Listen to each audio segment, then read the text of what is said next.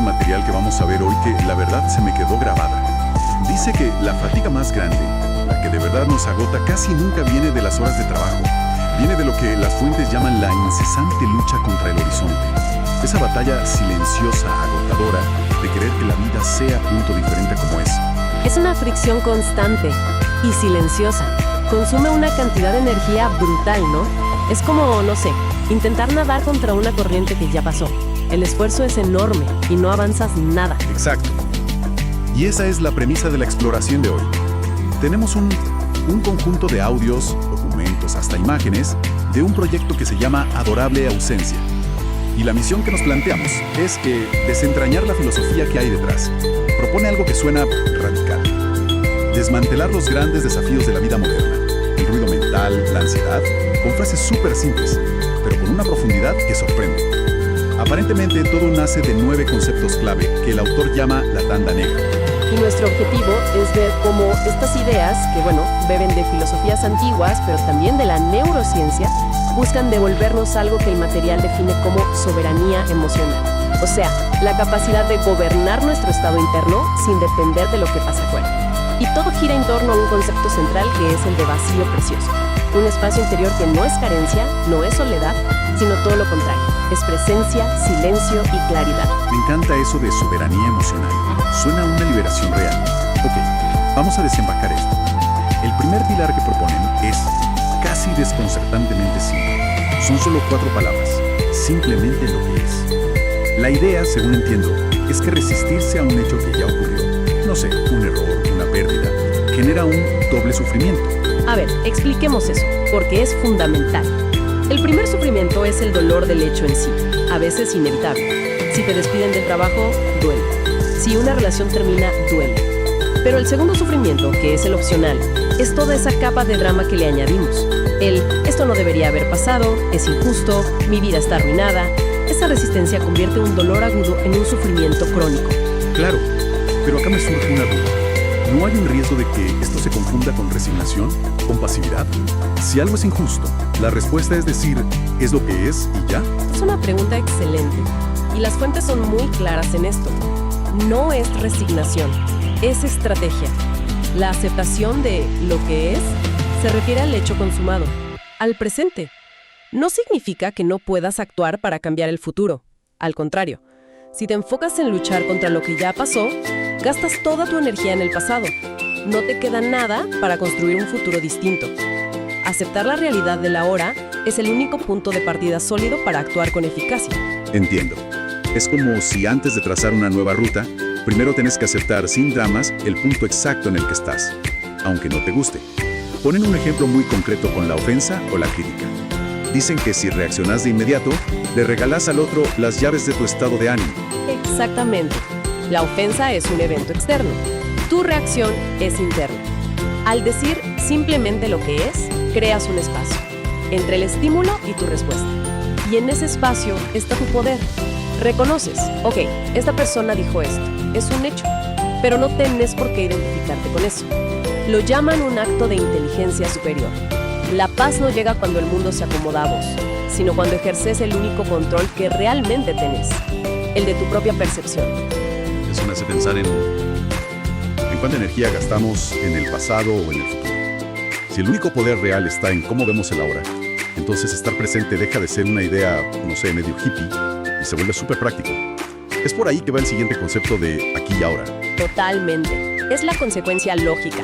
Si aceptas lo que es, el único lugar donde eso existe es aquí y ahora. En los audios usan una analogía muy potente. Dicen que a menudo vamos en piloto automático. El cuerpo en la oficina, la mente en una discusión de ayer. O el cuerpo cenando y la mente en las reuniones de mañana.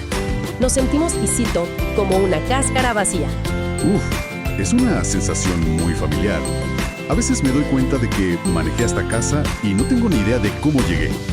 Y la filosofía que proponen es que el pasado es una ilusión de la memoria y el futuro una ilusión de la expectativa. El único punto de contacto con la vida es este instante. Suena bien, pero la mente es una máquina de viajar en el tiempo. Por eso proponen una herramienta que no falla, un ancla. Dicen que el cuerpo es el ancla infalible, porque a diferencia de la mente, el cuerpo no puede estar en otro lado, siempre está. sin excepción en el aquí y el ahora. Y los gestos que sugieren son súper simples. No es meditar por horas. Es sentir la presión de los pies en el suelo mientras esperas el ascensor. Sentir la taza de café en las manos. O solo notar por 3 segundos cómo el aire entra y sale. Extraer la atención a las sensaciones físicas. Justo, porque eso corta el bucle del pensamiento automático. Y recalcan algo clave.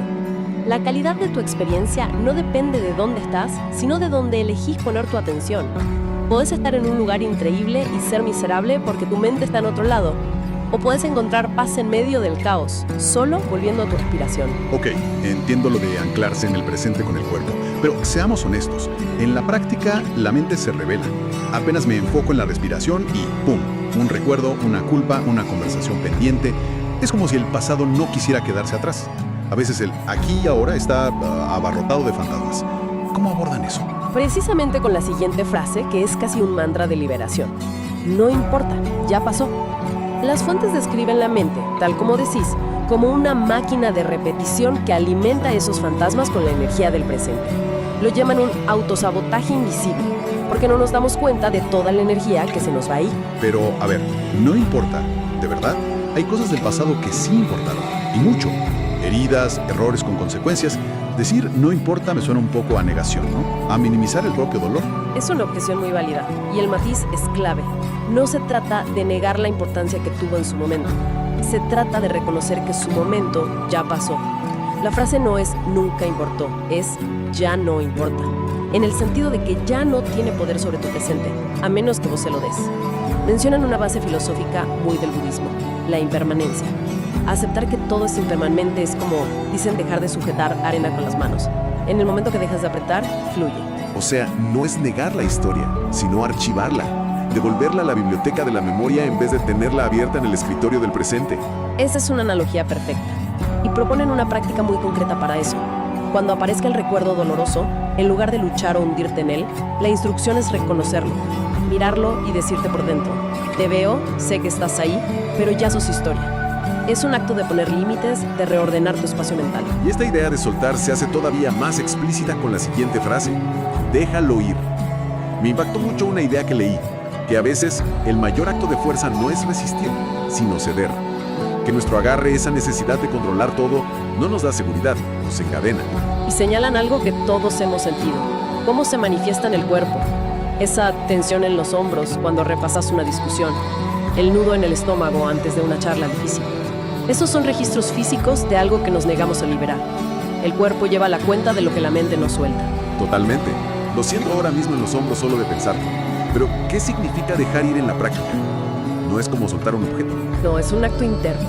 Y las fuentes insisten, no es una rendición pasiva como darse por vencido. Lo describen como un acto de confianza activa. Confianza en el flujo de la vida y, sobre todo, confianza en tu propia capacidad para manejar lo que venga. Y acá abordan un miedo muy humano, el miedo al vacío. Si suelto este rencor, este plan, ¿qué queda? ¿Quién soy sin mi historia de sufrimiento? El miedo a quedarse sin nada, claro. A perder una parte de uno. Exacto. Pero la explicación que dan es muy bella. Dicen que al soltar lo viejo, creas el espacio para que entre lo nuevo. Y usan la respiración como la metáfora perfecta. Cada exhalación es un acto simbólico de dejar ir. Soltás el aire que ya cumplió su función para poder tomar aire nuevo. Es un ciclo. No puedes inhalar de verdad si no exhalaste por completo. Esa analogía de la respiración es muy poderosa. Y nos lleva a una de las ideas que, honestamente, me pareció la más reveladora.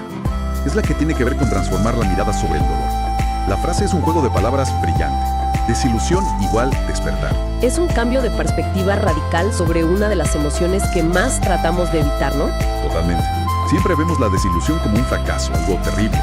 Pero acá le explican literal. Desilusión es simplemente el fin de una ilusión. El fin de una película que nos montamos en la cabeza. La realidad no te está castigando, solo te muestra algo que no querías ver. Dicen que la desilusión, aunque quema, lo que quema es la cáscara del autoengaño. Y por eso lo llaman un dolor limpio. A diferencia del sufrimiento inútil, este es un dolor con propósito. Es un dolor que impulsa la madurez, te obliga a crecer. Lo definen como una oportunidad radical que te trae de vuelta a la verdad sin filtros. Es un ejercicio de humildad profunda, porque te enseña a poner la fe no en promesas externas, sino en tu propia capacidad de respuesta. ¡Wow! Visto así, la desilusión deja de ser un ataque personal del universo y se convierte en una corrección de rumbo. Dolorosa, pero una corrección. Y si la desilusión es el fin de una historia que me contaba, me lleva a preguntarme, ¿quién se cuenta esas historias? ¿Quién soy yo detrás de todos estos roles? Y creo que esa es la última pieza del rompecabezas. Hiciste la transición perfecta. La frase final es quizá la más profunda. Ningún yo es el verdadero yo. La idea central es que no somos una entidad única, sólida. Estamos habitados por una multitud de yoes. El yo profesional, el yo víctima, el yo padre o madre, el yo hijo, el yo enojado, el yo divertido. Es como tener un elenco de personajes adentro. Me identifico. El otro día estaba en una reunión siendo el yo profesional y articulado. Y 5 minutos después, en una llamada con mi mamá, era el yo hijo que no sabe nada.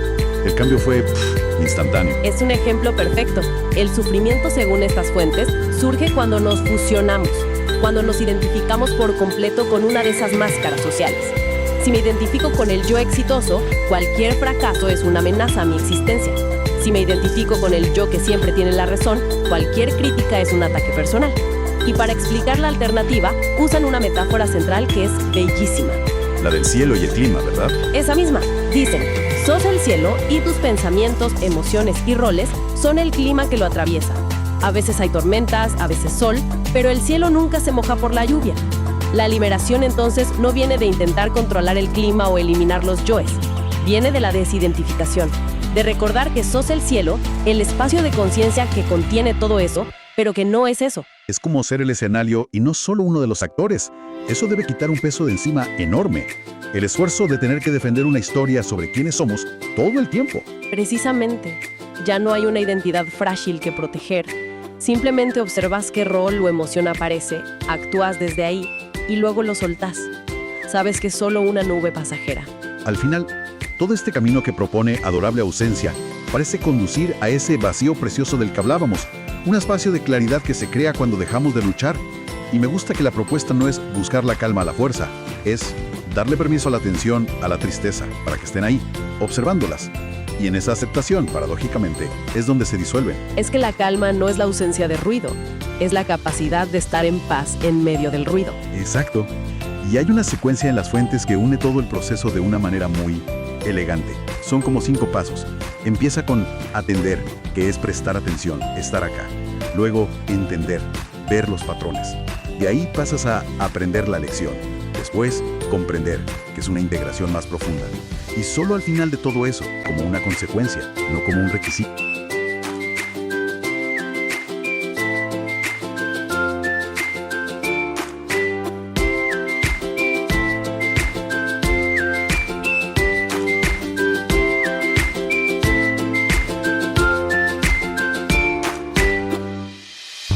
El clima, ¿verdad? Esa misma. Dicen, sos el cielo y tus pensamientos, emociones y roles son el clima que lo atraviesa.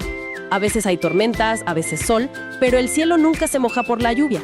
La liberación entonces no viene de intentar controlar el clima o eliminar los yoes. Viene de la desidentificación, de recordar que sos el cielo, el espacio de conciencia que contiene todo eso, pero que no es eso. Es como ser el escenario y no solo uno de los actores. Eso debe quitar un peso de encima enorme. El esfuerzo de tener que defender una historia sobre quiénes somos todo el tiempo. Precisamente, ya no hay una identidad frágil que proteger.